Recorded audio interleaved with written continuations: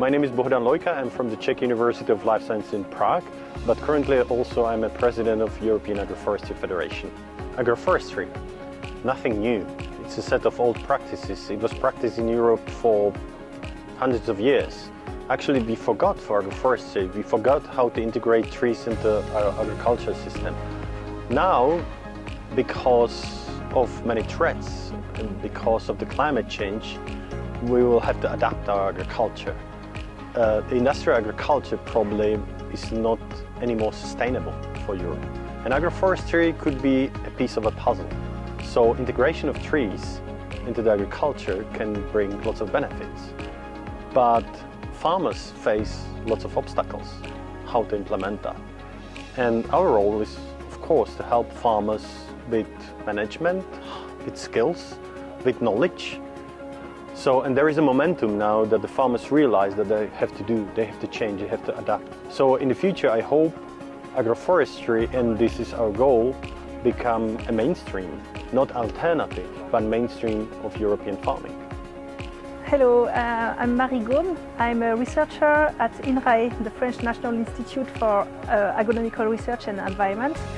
And I work on agroforestry for 10 years now. I've been working on agroforestry for 10 years. What I've seen today is that we still have a lot of work to do, a lot of ground to cover before we arrive to what we hope to achieve one day is diversified landscapes with many different production mixed together and different also types of land use, more intermixed, so that you can have settlements and food production next to each other to reduce transportation at the landscape scale. So more trees and less specialization of regions in Europe. Yeah, I'm Alma Thiesmeier. I'm a PhD student at the Leibniz Center for Agricultural Landscape Research, and there I am a PhD candidate for some time now, working on agroforestry economics. And from the research I've been conducting during the last couple of years, I really have found that these economics and incentives are quite important, as well as a policy landscape. And I think given the current frameworks that we have, it's not going to change super fast, but I think definitely part of the agricultural landscape in the future must be a diversification, must be richer structure. And obviously, I would love for it to be agroforestry, but I think it will take a lot of different forms and shapes. So intercropping, crop diversification, other kind of landscape elements that are not strictly agroforestry.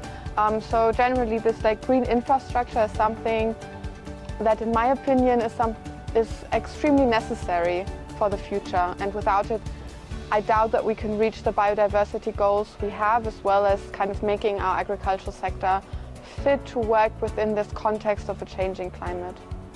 My name is Philippe Insinger. I'm working as a senior scientist at INRAE. And for many years we've been working on systems that are very common in the tropics and that are not so common here.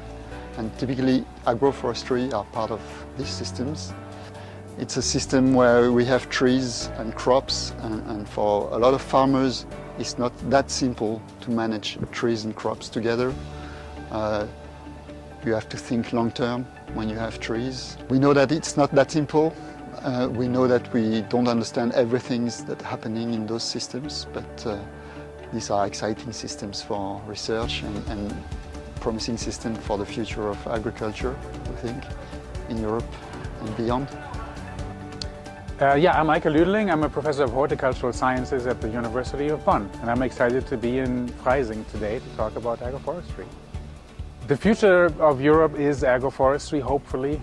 Probably not, but hopefully we will have more agroforestry in the future. But it will really depend on how we want our landscape. I think there are many ways we could go now. We could let things develop as economy dictates it. We can also kind of bank on robotics and more machinery to fit our landscapes.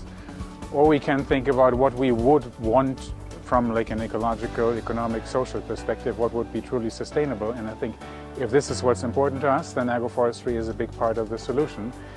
The challenge will be to identify what's currently in the way of agroforestry. Why is it not here yet?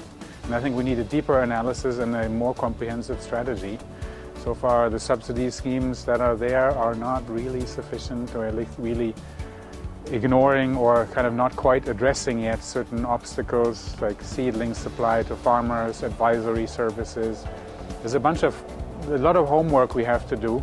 So to really re-answer your question, I don't know. And really nobody knows, and it's totally up to us. It's a bit like climate change. We can have climate models, etc., but the main input variable is what are we going to do? Yeah. So this depends how warm this planet's going to get. This determines how our landscape will look like. My name is Elisa, and I'm a PhD student at Heriot-Watt University in Scotland. My research is focusing on using statistical analysis methods to better understand the complexity of agroforestry systems and how all the parameters kind of work together.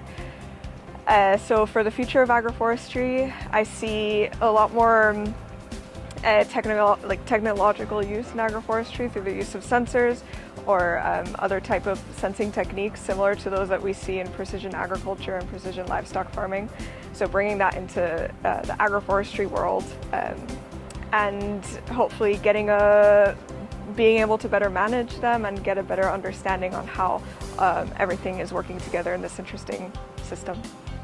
Yeah, my name is Roman Werner and I'm the Managing Director of the TUM Venture Lab Food Agrobiotech. This is a startup and innovation center here in the heart of the TUM School of Life Sciences. And our task is to provide to our students and especially our scientists a fruitful environment to spin off. So especially in food and agriculture and biotech. Yeah, agroforestry, in my opinion, is a very promising area that is not brand new. So agroforestry is researched on since several decades. But the question is why agroforestry is still not in a broad application. What is still missing? And maybe we as Venture Lab or we as Technical University of Munich, we can contribute in a way that we are providing better tech, for example, to really, run such agroforestry systems. For example, using robotics or using artificial intelligence maybe to make harvesting or seeding on such agroforestry systems a lot better. Or other topics might be also how to treat the soil or how to navigate on, uneven soil in agroforestry systems. These are topics that are currently tackled by our startups. Well, we had 2 fantastic days of our 15th HEF Symposium on alternative and innovative land use systems. We talked about agri-photovoltaic, which is similar to agroforestry, 2 systems which compete for land, but which also try to help each other. So we learned a lot about the new alternative ways to manage agriculture, to make it more sustainable, to be more efficient, but also to deal with climate change, to adapt and mitigate climate change. So we had really great days of discussions, of networking. We had practitioners in here which told us what the problems are in the field. We had fantastic scientific presentations which gave us the insights, the basics, the numbers of how these systems work. And I think the biggest challenge is now to bring these things together, to bring the disciplines together which are needed to make these systems work.